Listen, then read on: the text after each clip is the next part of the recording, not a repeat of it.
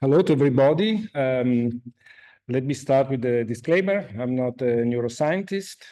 The only neuroscience I know is because of osmosis. Nicolas Brunel is at the office next to mine, and so that's all I know. You can blame him.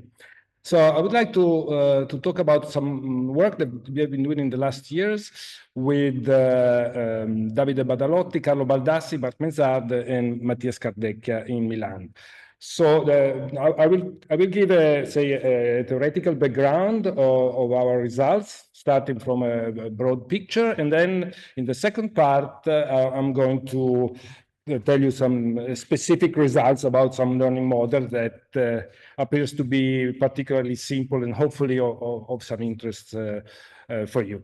So the plan of the talk is the following. First of all, I would like to remind you of what is now called the overlap gap property in optimization problems and how this is related to learning algorithms, to the behavior of learning algorithms.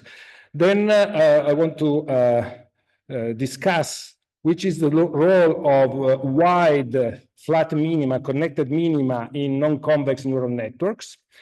Then in the second part, I would like to show how this plays a role in network dynamics and how it is possible to induce the formation of a connected manifold of fixed points in a symmetric neural network, and how this can be, and how one can build a very simple learning process on exploiting the existence of this manifold. So let me start with some very general results. So what is the overlap gap property? Well, the overlap gap property is the following. Suppose you have an optimization problem that has a lot of minima. So in the picture here, all the circles correspond to minima of some complicated non-convex function. And we say that the distribution of this minima is gapped, has a gap, if all these minima are kind of isolated from the other. So if you, there is an extensive region between minima and that in which no solutions, no minima are present. Okay, if this is the situation, there is a theorem. I mean, in physics, it is well known that when this is the situation, it's very hard to find, say, the ground state. It's what is called the Spengler's theory. But in any case, from a mathematical perspective, there is a theorem called the overlap gap property that by David Gamarlik that says the following: that if you have an optimization, a combinatorial optimization problem with a cost function, and you're looking for the minima. And if this problem exhibits OGP, so the minima are isolated and far apart, then stable algorithms are going to fail in finding this minima. Okay, so if you picture this in, represent this in one dimension, what this is telling you is that if you are in a situation like what is presented, what is drawn in the left picture, so if you have many minima that have an internal size which is smaller than the distance between different minima in high dimension, this leads to the overlap gap property. And in this situation, it's very hard to find the minima by stable algorithm that I will define in a minute. On the contrary, like it is represented on the right, if you have wide minima that coexist with narrow minima, but if you have minima that have an internal diameter, say, which is bigger than the distance between different minima, then this the overlap gap property is broken, and a stable algorithm can indeed find solutions. Of course, in one dimension, this doesn't make sense, but in high dimension, this is really a key factor. Now, so the situation is more or less the following: is that if you have a generic optimization problem and you draw these circles and these lines to represent the minima of the problem. Sorry, this is a very abstract picture, but you want to be in situation like you have on the left, say, in which you have a very large connected region that minimizes your cost function, or you might want to have several regions that minimize your cost function, which are, however, connected by some paths. If you are in those in this situation, then there is let's say hope to find solution using essentially a simple algorithm. Otherwise, it is not possible. Now, what is a stable algorithm? Well, a stable algorithm is just an algorithm whose output does not change too much if you just change and perturb a little bit the structure of the problem. Okay, so example of this type of algorithm are, for instance, gradient descent, learning in SVM machine, in general, convex optimization algorithms, and so on. As far as, say, neural network is concerned, you can think of a learning process. Some learning algorithm has stable algorithms, like, say, well, backprop, to make an example. But you can also think of the problem of finding fixed points in a neural dynamics as the problem of minimizing the cost function that simply counts how many neurons are not in a stable configuration. So you want to find the configuration, say, of your neural network such that all the neurons are stable, so you're in a fixed point. And this is, can be thought of as an optimization problem, and also in, say, in the space of, say, the configuration of the state of the neurons, you don't want to be to have an overlap gap property present. Okay, so let me just now go to neural network. So keep in mind this scenario. So what has this to do with neural network? Okay, let's consider, in general, we should consider, say, a multi-layer network in which you have an output that is given by a composite function of all the layers. But this is a kind of complicated, even though there are very strong numerical results that show that indeed there exist these flat regions, and this is more or less the reason why backpropagation works. But in order to have a deeper understanding of the problem, let's consider, let's consider the simplest possible model, which is non-convex, and that we can study analytically. So this is a very old problem and very well known. So this is just the binary perceptron. So it's just the building block, say, of more complicated networks. So a binary perceptron is just the formal neurons in which the weights, W1, W2, and so on, are constrained to be plus or minus 1. Now, if you perform some learning with this device, so let's say that you define a training set in which you have some input vectors and some random input vectors, some random labels, and you want to find the W's that are able to make the correct association, input-output association, so you want to minimize the number of error. Well, this is an optimization problem that indeed can be very hard to solve. It's a highly non-convex. Okay, so training a binary perceptron is in principle could be incredibly hard. And so let's see which are the results about this simple device, because this will be important to understand asymmetric networks. By the way, what I'm saying generalizes to continuous weights and other stuff, but I'm not going to talk about it today. Now, the results about the binary perceptron is the following, is that essentially if you can show using statistical physics method that it is possible solutions exist, so configuration of the weight of W1, Wn that are equal plus or minus 1, that can store a number of input-output random associations, a number equal to alpha n, say it is possible, solution exists up to alpha equals 0.83. So if you have a binary perceptron, you can correctly classify 0.83 n patterns, random patterns, where n is the size of the input vector.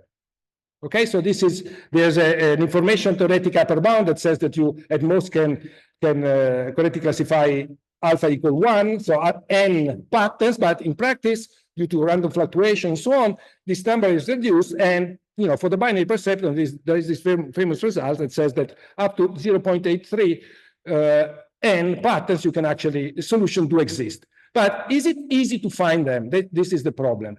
Now, if you look at the geometry of these solutions, a first attempt to understand the geometry, if you just look at the most numerous solutions, those that dominate, say, the Gibbs measure, what you find is that all the solutions of the binary perceptron look like a golf course. So you have a lot of solutions that are isolated, small, and far apart.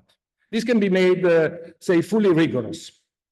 Okay, so in this situation, it's very likely that the overlap gap property holds, and there's no hope of actually finding these solutions. So if you would stop here, we would say, well, there's no hope of training a binary perceptron. On the other hand, we know that it is possible to train a binary perceptron. There are many algorithms that can do this. And the reason why this is the case is because you have subdominant solutions, so solutions that are a minority, say, and so you have exponentially many isolated solutions rather than this other type of solution, which, however, belong to wide regions of solutions. So you have these wide minima that exist, that are rare, but they exist, and they attract algorithms. Okay, so this was the numerical evidence that we have. So somehow you have to imagine the error landscape of a binary perceptron is composed of many golf course-like minima, like the green minima that are highlighted here in the picture, plus some little lake somewhere where you have a lot of solution, and this is a wide lake, and these are the solutions which are found by algorithms.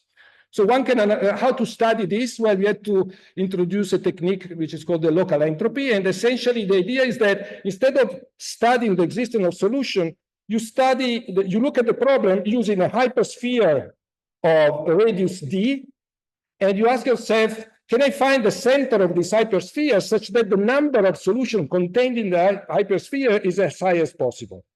So we watch the problem using the lens, let me say something like this. So we want to look at the problem by counting where should I put the center of the hypersphere in order to see a lot of solution. Clearly, if you are, say, around one of these sharp minima and the diameter is sufficiently small, you would only have one solution inside your hypersphere, and so the result would be essentially zero.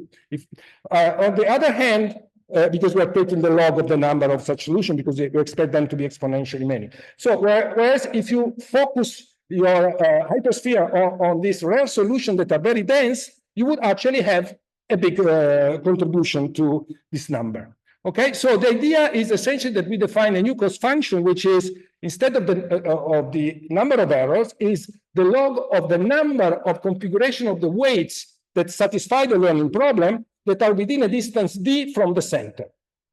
So it's just an entropy confined to the interior of the hypersphere. So this is called local entropy. At this point, we can analyze the problem using replica methods, technique of physics of disordered system that I don't think I need to mention them, but to describe them. But it's clear that this function has the following nice property: that if you have a ragged landscape like this, your local entropy, depending on the diameter that you choose, is going to give to focus as you lower the diameter more and more on the wide minima of your landscape. So you see that by using this technique, you can actually have a smoother function that is going, as you reduce the radius, to focus on the wide minima. And this is essentially what we want to detect in the case of a neural network, if the landscape is done like this, or is made like this or not, and in particular in the case of the binary perceptron. Now, what we found already many years ago is that indeed, for the binary perceptron, it is true that the vast majority of the solutions are isolated, but it's also true that dense regions exist, and these regions have a very high local entropy, meaning they are at short distances. All the configuration around the center of this of that optimal hypersphere that we have found are actually solutions. So essentially, you have regions on the hypercube that are very packed and dense in solutions. So just to repeat, so in the case of the binary perceptron, you have n variables. So the problem is defined over -1 + 1 to the n, so on the hypercube. And typically, the solution of the learning problem is composed of isolated solutions. However, there exist rare solutions that are very dense, and those do not violate the overlap gap property, and therefore can be found by algorithm. And this is somehow the secret why you can actually train these systems. And in general, so there are various results, but you can imagine the space of solution of this system as composed of dense regions of solution immersed in a sea of isolated solution. So these two pictures that you see here are pictures on the left done by some physicists, on the right by some mathematician, and in principle they represent the same thing. So this probably signals some different view of the world. by this community. Anyhow, how did we detect this? Well, it's a very nice little experiment that one can do. One takes the binary perceptron and tries to run simulated annealing just to find the weights that satisfy, that learn a certain set of random patterns. And by running simulated annealing, you would observe that you get stuck. And in fact, for large n, there's no way of making simulated annealing work. However, instead of using as an energy function just the number of errors, you use as an energy function the log of the number of configurations that satisfy all the pattern within a certain distance d, and you try to optimize the centroid of the sphere, then the algorithm works very well and fast, and it is the black line that you see here. So indeed, if you can deform your reweight your probability over solutions that are more dense, you can bias your probability distribution, then it becomes easy to find solutions. Okay, so this is one part. Let me just mention that there are ways of turning this whole theory in algorithms, and today I'm not going to talk about this, but just to say that it is a very predictive theory as far as optimization is concerned. So today, for instance, in deep learning, people use sharpness-aware minimization, for instance, to train a deep network, and this is nothing but a gradient descent that is biased toward these kind of flat regions and so on and so forth. Okay, now, before I go through the more the newer stuff, let me just mention this, what deep learning in a nutshell. So deep learning in a nutshell is just having a huge network, a huge loss function that measure how well you classify your data with some margin using cross entropy and so on. And then everything boils down to having a gradient descent over this loss function. That's it. That's modern AI. And we have ways to compute derivatives automatically and so on. There are GPUs, parallelization, blah, blah, blah. But this is, and there are tricks to make the convergence faster. But the point is that in principle, these deep networks are indeed highly non-convex, just like the binary perceptron, of course, even more in some sense. And so it's kind of surprising that gradient descent works. And in fact, backpropagation was designed for convex problem, and it is great that it works, for non-convex problem. But the point is, why does it work? It works because the learning landscape is relatively simple. It's not something magic about backpropagation. Okay, and in fact, there's a huge amount of literature showing that the minima in this network are connected, and so on and so forth. So it's a property of the landscape rather than something related to the algorithm itself. And my conclusion is that many other learning processes should work as well. Okay. Now, this brings me a bit closer to what I want to say, namely the fact that there have been a lot of attempts in deep learning, so in non-convex learning optimization problems, to create algorithms that do not rely on, do not depend on backpropagation, that are different from backpropagation. In particular, the problem with backpropagation is that each weight should know the value of its partial derivative, and this is very complicated. I'm sure you agree that is unlikely to be of any biological interest. So there have been a lot of attempts. I just summarized them here, just as a reminder. I don't want to enter in the details, but there are some distributed learning algorithms that try to approximate the gradient. These are known as target propagation, feedback alignment, equilibrium propagation. For instance, in equilibrium propagation, what you do is just that you perturb a little bit the output so that locally you somehow can estimate the gradient and then act consequently. So it is a way of doing backprop without actually computing and say the derivatives explicitly. Then there are methods that do not try to approximate the gradient, that are radically different, like predictive coding, which I know is studied a lot in neuroscience, in which you try to predict the activity of different layers, forward algorithm, no proper algorithm, and so on. So this is another set of techniques that have been developed. And then there are, say, kind of maybe more biologically motivated, say, framework like reservoir computing, in which essentially you have a chaotic network plus a readout layer that can be trained, and so forth algorithm, three-factor algorithm, and so on. So there have been many, many attempts, but I think it is fair to say that independently on the interest they might have in neuroscience, but at least in AI, they are not currently used because the backprop approach is more efficient and so on and so forth. Okay, so it is in this direction that we would like to move and to find some kind of new results. And in particular, building on this understanding of the structure of the landscape. So in particular, we would like, we start by observing that now think to the optimization problem as to the problem of finding a fixed point in an asymmetric neural network. Now, clearly, if the fixed points are kind of isolated and far away, then there's no way a simple dynamics, which would correspond to a stable algorithm in the classification of Gamarnik, could find such fixed points, and therefore you expect the system to wander around and so to have, say, chaotic behavior, for instance. Now, but we know actually how to induce the creation of a manifold of connected fixed points.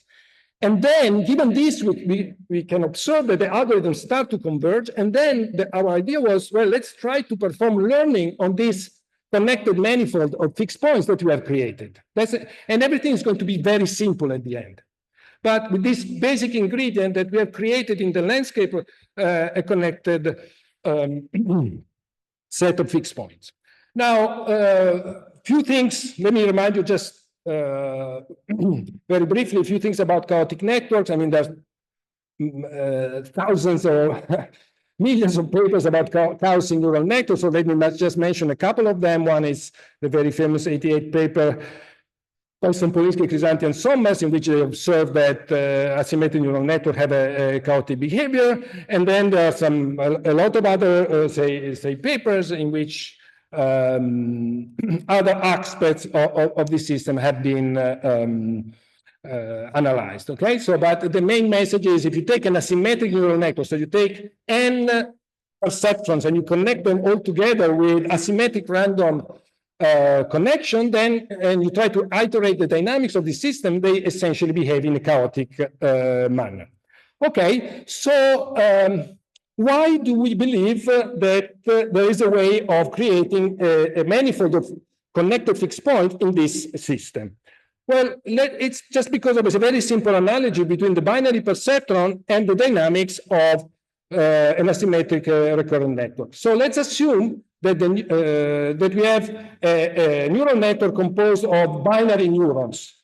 So plus or minus one neuron. So the equation of evolution for the network would be that Si, so the state of neuron I at time t will be equal to the sign of the incoming field. Okay, so this is a very, very super simple dynamics, which is, it can be used for the Hopfield model if you want. But, and you see, now we ask ourselves, we would like to find the configuration of the S variable such that all these fixed point conditions are satisfied, right? So this is what it means to reach a fixed point. And if you look to the problem above, the perceptron problem, you see that the two problems are essentially the same, because in the first problem, the perceptron problem, you have discrete W's that you want to find. In the dynamics of asymmetric neural network, you want to find the S variables, but essentially they are the same, they have the same functional form. Now, what is the main difference between the two? The main difference is the fact that in the case of the perceptron, you store P patterns where P is equal alpha n and alpha is less than 1. And we know that we can actually satisfy this equation only up to alpha equal 0.83 and not more than that. And in the case of a recurrent network, we don't have alpha, we have n neurons and they need to be connected. So we do not have this control parameter. So what do? Well, we should relax a bit the constraint. And one simple way, not the only way, but one simple way to do this is just to add a diagonal term. So a self-interaction to the neuron. I know this might sound artificial, but let's keep it there are other ways, much more biological to induce, reasonable to induce the existence of this manifold. And by the way, I should you see, for instance, in this recent paper by Stanson, Polisky, and Abbott, not very recent actually, but they were studying indeed some self-interaction, and they have a justification of that. But I mean, this is not really important at the moment. We consider this as a proof of principle. So you see, essentially, we have the same type of problem, and in order to induce the existence, to make them really equivalent, we have to relax a bit the constraint in the asymmetric recurrent network. And so what we do is that we study a problem, which is the problem of an asymmetric neural network with some self-coupling. And so we take a connection interaction matrix, which is uncorrelated, so asymmetric. So P of Jij, Jji is equal to the product of the probabilities, so they are uncorrelated. The equation the update dynamics is just given by Si at time t plus 1 equals the sign of the incoming field, which is given by a self-interaction term plus the sum of all the contribution coming from the neighbors, from the connected other connected neurons. And somehow the optimization problem we want to solve is to find a configuration of the S such that all the neurons are in a fixed point, so that all the neurons are aligned with their field. Okay, and so we can define this cost function, which just counts how many neurons are violating. And so we want to study which are the ground state of this problem, how is the geometry of this problem. And if we do this, we can show, first of all, that the number of fixed points of this system when JD is equal to 0 is 0, as it was well known. There are no fixed points for the purely asymmetric network. But as soon as we increase a little bit the self-interaction, you start to have an exponential number of such solutions. And I mean, one can show that this the annealed approximation is exact, which means that it's very simple to do this calculation.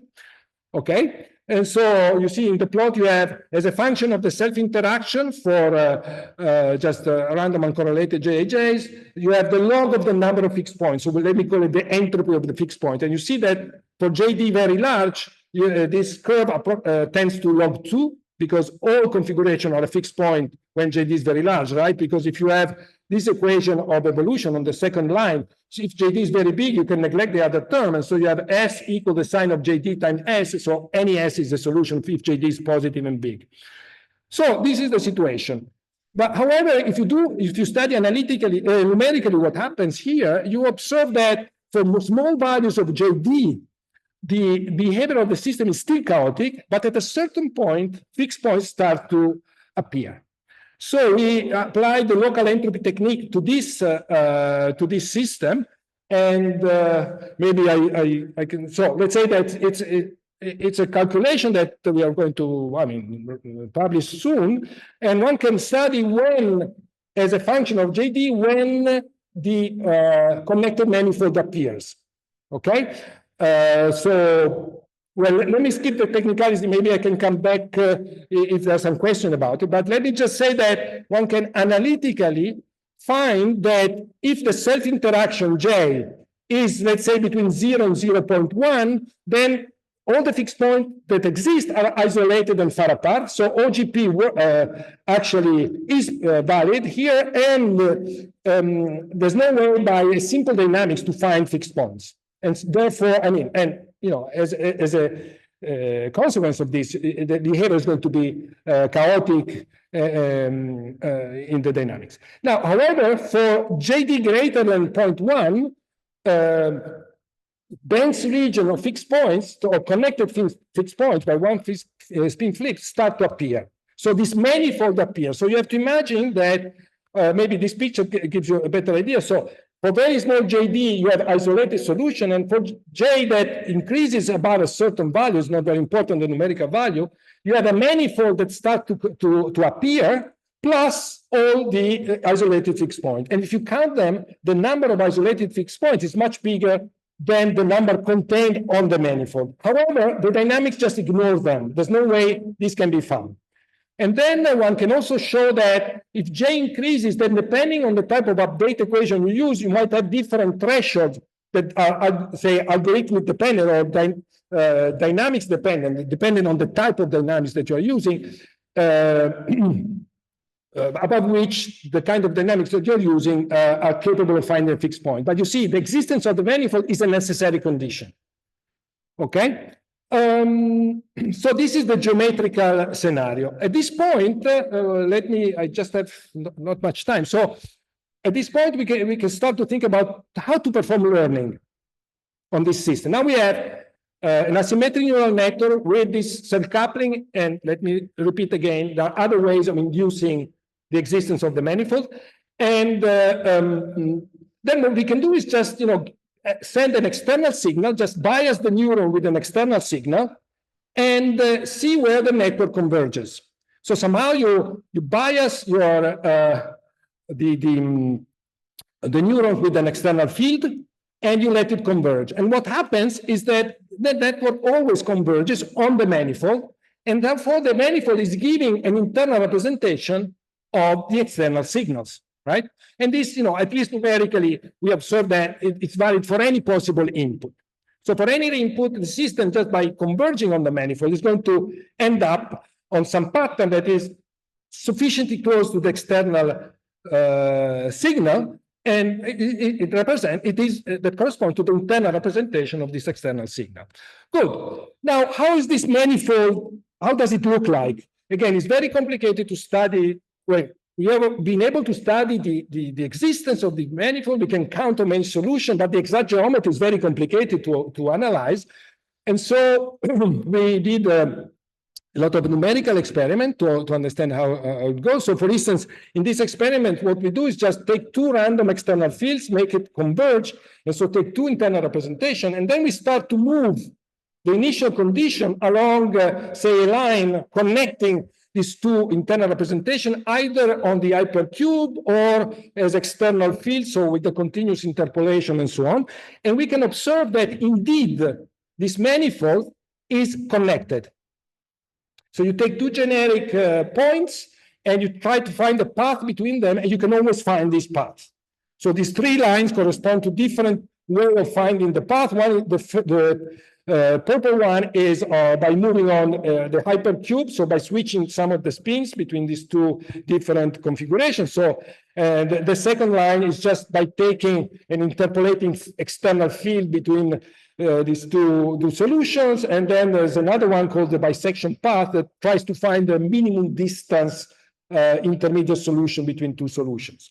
In any case, for all these ways, what you can observe is that indeed the solutions are connected. So if you actually compute the distance matrix, the overlap matrix between all the solutions, say on one of these paths, you obtain these nice pictures in which you can observe that indeed there is a non-trivial structure of on this over this manifold. Depending on where you move, you can have different type of overlaps. If you are more internal, more external, you have this clustered structure. Okay, I don't have enough time to discuss this, so let me go now to the learning process, which is the latest result that I'm personally happy about. So first of all, let me mention one thing that I cannot discuss, but it's very important, I think, could be important for neuroscience. There is a way of inducing the existence, of creating this connected manifold without using self-interaction. You just take several networks and connect them with some positive couplings. So you have some dense network, asymmetric network that have n-square connection inside each module, and then you connect them through n, say, positive synapse, positive interaction. So you correlate somehow them. If you create such a system, this is overall is a dynamical system which is asymmetric, but still, but you can show that the interaction strength between two neurons in different modules plays the same role as the self-coupling in a single module. And so in this case, you can actually induce convergence and the creation of a manifold. Now, having observed this, the first experiment we did, which was kind of surprising, was the following: that if you now bias, say, the first module in a certain direction, let's say all neurons pointing to up, so all +1, and the last layer, you force them to point down, it's kind of surprising to observe that the internal layers just adapt through the dynamical process and find internal configuration that slowly rotate toward the output. So somehow you can use this system to implement quite complicated input-output functions. And we thought that we could use this for learning. Okay, so now let me discuss learning motivated by this observation in the simplest possible case, in which we have just one layer, and for one layer we need to have, you know, this self-interaction in order to have the manifold. So here it goes as follows. If you look at it, it looks very much like a reservoir computing. So you have an input, a projection of the input on the asymmetric network, and then a readout layer. Okay. And so how does it work? Well, suppose that we have a training set that corresponds to a vector, a string X given in input, and some, let's say, one hot encoding in output or something like that. It's not very important. So an input and an output. And given this input and output, we can switch on the dynamics of this system in which we update all the neurons until we reach convergence. Okay. Now, once we reach convergence, we can imagine, since to stabilize the configuration that the network has reached, which, let me remind you, is implementing an interesting input-output relation just by using a perceptron rule for each neuron, in which all the other neurons act as inputs, and the neuron itself, the state of the neuron, is the desired label. Okay, so let me be a little bit more precise. So there are two versions of learning. In one version, for each pattern, say, you fix an input X mu, and you fix an output Y mu, and you update the equation. Here you have two sets of equations because also the output layer is dynamical. That's why, but it's just a technical detail. Anyhow, you update your system until you reach convergence. Once you have reached convergence, you have a configuration of the spins which corresponds to the input-output label. And at this point, what you can do is try to stabilize your system with a trick. And the trick is, we reach convergence, we delete from the local field the contribution coming from the output, so that the neuron is going to try to stabilize the state in absence of the output signal, which is exactly what you would like to do at inference time, right? You don't want to use the label to predict the label. So in training, you use the label to actually converge. So S star, this fixed point, depends also on the label. However, when you do training, you delete the direct contribution in the local fields coming from the output layer. And then you stabilize this. And if you do this, it works perfectly. And it's able to train, to learn a lot of patterns. We'll see some examples. Now, it's not totally satisfactory because somehow the neurons see an aggregate quantity, and therefore deleting the information coming from the output looks a little bit artificial. So there's another way of doing this, which is more biological, and it is the following. You consider a time-dependent signal coming from the output. So you first inject an input and an output signal. You let the system converge. At this point, you switch off the output signal, and you let the network converge. Now, so you first reach a fixed point, let's say S star, and then you switch off which is on the manifold. You switch off the external field, and you reach another fixed point, which is called S star star, which is still on the manifold and nearby. And then you just stabilize that. And this also works perfectly, and this is extremely simple. You see, you just have an input and output signal, converge, switch off the information about the desired label, converge, and stabilize through a perceptron-like rule with a certain robustness.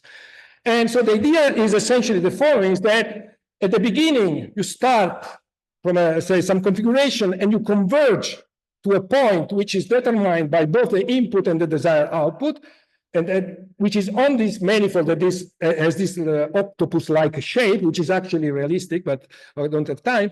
At this point, you switch off the external field, and you converge nearby to another fixed point that depends only on the input and remembers the output through these initial conditions somehow.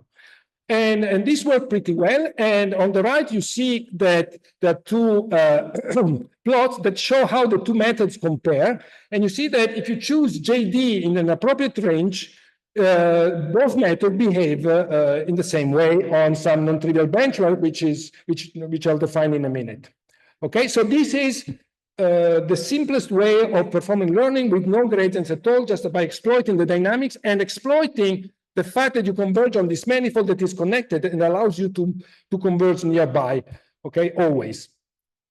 Now here we did some tests on not on MNIST, but something more complicated. We call it the entangled MNIST. We take MNIST, these are pictures that are 28 by 28, that are very simple to classify. However, what we do is that we project them with a random projection in 100 dimensions, and then take a nonlinear transformation. We call this entangled MNIST.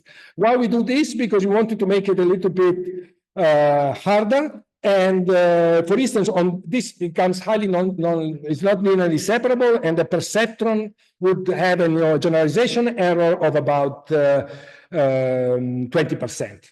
Okay, so that's the baseline somehow. And it's kind of interesting to observe that by exploiting this dynamical process, we can not only memorize all the patterns, but also all the patterns of MNIST, so 60,000 patterns, but also generalize reasonably well. Okay. Well, there are thousands of results, so I didn't even know which one to mention. But of course, the train accuracy depends on the parameters that you choose, and you have some interplays that, if you're interested, we can discuss later. Now, what is interesting to observe is that indeed, if you now take all the configurations that are induced by the different inputs. So let's say you've trained your system, and then you present pattern number one, and you look at the fixed point found by the network that is used for prediction. Okay, and so what you would observe if you do this, and if you take say 300 pattern, 30 per class, and then you compute the overlap matrix. You would expect, in an ideal world, you would have some squares on the diagonal that corresponds to pattern belonging to the same class. You want to cluster them in the same class, and say almost a blue or white color outside this diagonal block part. In fact, what happens is that if you train these systems with JD, with a self-interaction that is sufficient to create the manifold, you observe that indeed, compared to the case in which the network is not performing as well because the manifold is not created, and you need to fix the time at which you perform training and learning, like it happens with chaotic systems. In this case, you can have internal representation which look quite reasonable. You see there's this clustering that takes place. As a last comment, I want to say that all these can be generalized to multi-layer networks. The scheme is very similar. So you have an input, you have an output, you have this, say, interchain positive coupling, you iterate the dynamics, and then you stabilize the neurons through a local rule. Okay, so this is the way, and you scan through the training set all the time.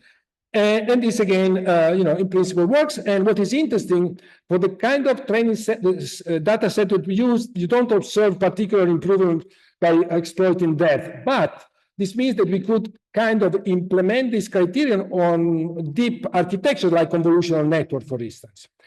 So the conclusion are that the manifold of fixed points appears to not only as an important role for the dynamics, but also for learning. And we have ways to analyze it and to actually create it inside the system by simple parameters, say, which essentially by coupling different systems or self-coupling a single system. Now, what we have to do is to scale up more this kind of benchmarks to analyze mathematically layered structure, which is in principle possible. And of course, to generalize this to continuous model, sparse encoding, convolutional network, and so on. And hopefully at some point inject some serious neuroscience, which we avoided till now. But somehow, at least as far as I know, this is a kind of a new attempt to perform learning by exploiting the existence of this, say, hidden manifold inside the asymmetric or dynamical neural network.